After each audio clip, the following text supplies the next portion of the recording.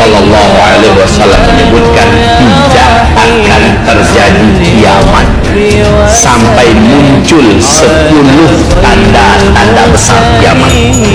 Muncul dulu 10 tanda besar kiamat, dimana kalau tanda besar yang pertama sudah muncul, yang kedua langsung menyusul dalam waktu yang cepat, berdekatan, nggak pakai lama jarak waktunya.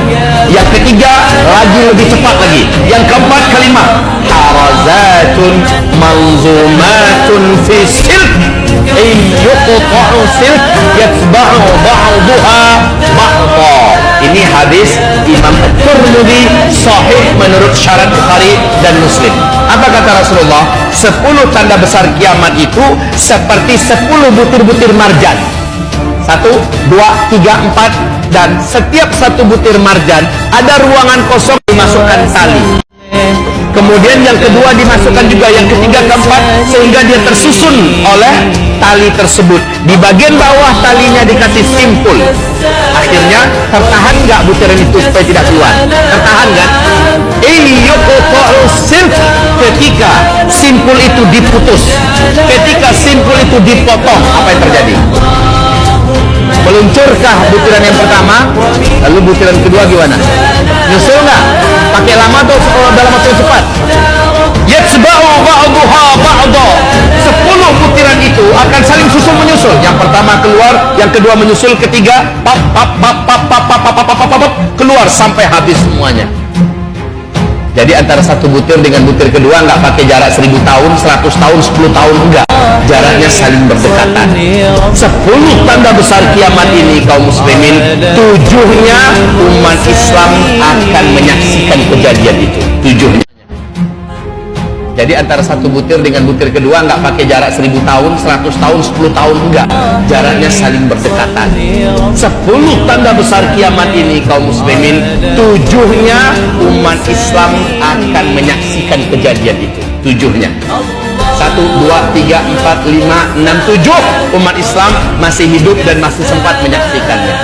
8, 9, 10 hanya orang-orang kafir saja yang masih tersisa hidup di bumi ini yang akan mengalami, yang akan menyaksikan, dan kiamat itu terjadi pada mereka. Allah di tanda besar kiamat yang ke-7 akan wafatkan serentak umat Islam di muka bumi ini.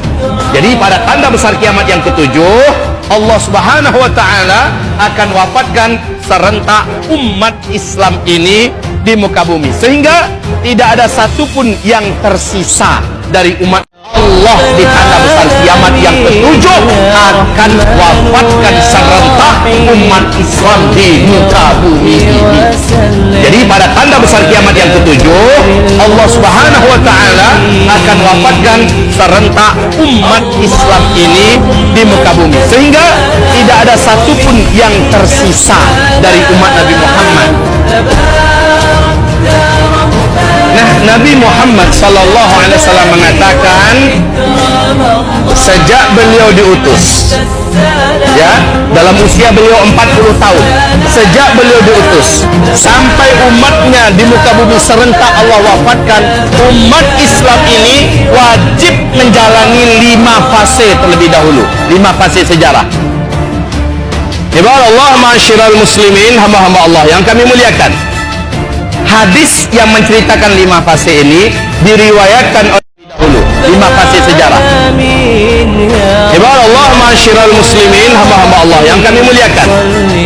Hadis yang menceritakan 5 fase ini diriwayatkan oleh Imam Ahmad.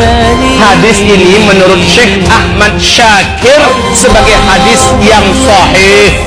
Syekh Ahmad Syakir adalah salah seorang ulama, pakar, dan ahli hadis yang kualitas keilmuannya hampir menyetarai Syekh Muhammad Nasiruddin Al-Albani.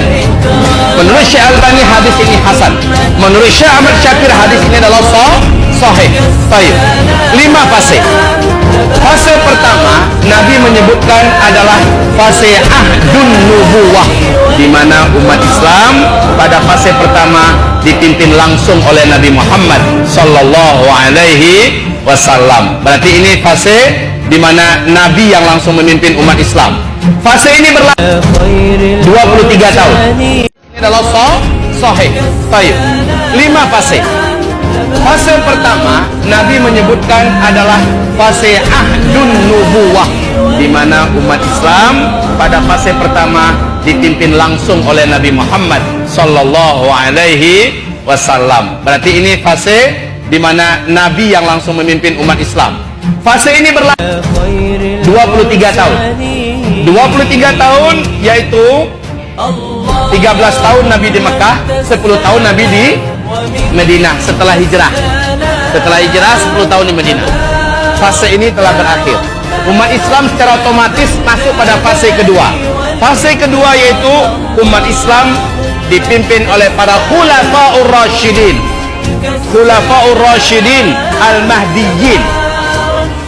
Nabi mengatakan lamanya fase khulafaur rasyidin adalah 30 tahun. Ya. Jadi yang memimpin umat Islam di sini adalah khilafah, ya, khilafah Islamiyah dengan konsep kenabian. Berapa lamanya, Pak? 30 tahun. Siapa-siapa yang mengisi kekhalifahan ini? Abu Bakar, Umar, Utsman. Berapa tahun itu? Enggak, kalau baca sejarah baru 29 tahun 6 bulan. Lalu kata Nabi kan 30 tahun. Ini hadisnya jelas 30 tahun. Kemana 6 bulan lagi? Allahu Akbar. 6 bulan lagi adalah jatah Hasan bin Ali. Hasan bin Ali memegang tampuk kekhalifahan dengan kesepakatan Ahlul Halli wal Aqdi, menggantikan Ali bin Abi Thalib. Rasul sambil memegang cucunya berkata, di tangan cucuku ini nanti akan bersatu kalimat kaum muslimin.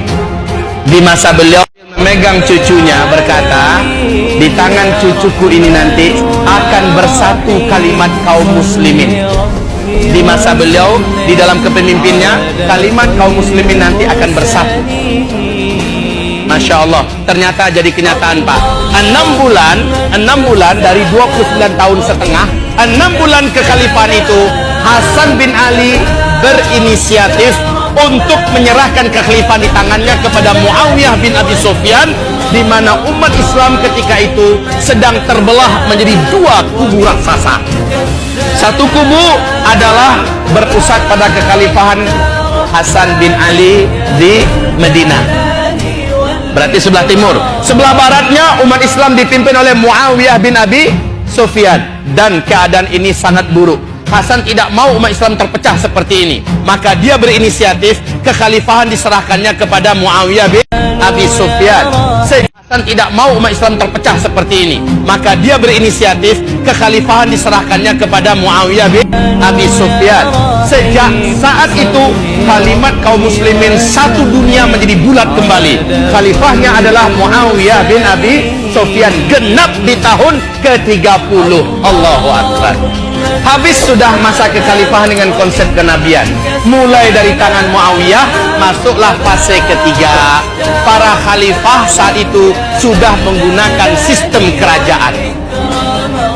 Gelarnya tetap khalifah, tetapi sistem yang digunakan dalam pemerintahannya sudah sistem kerajaan. Kalau dia meninggal, langsung digantikan oleh ahli warisnya.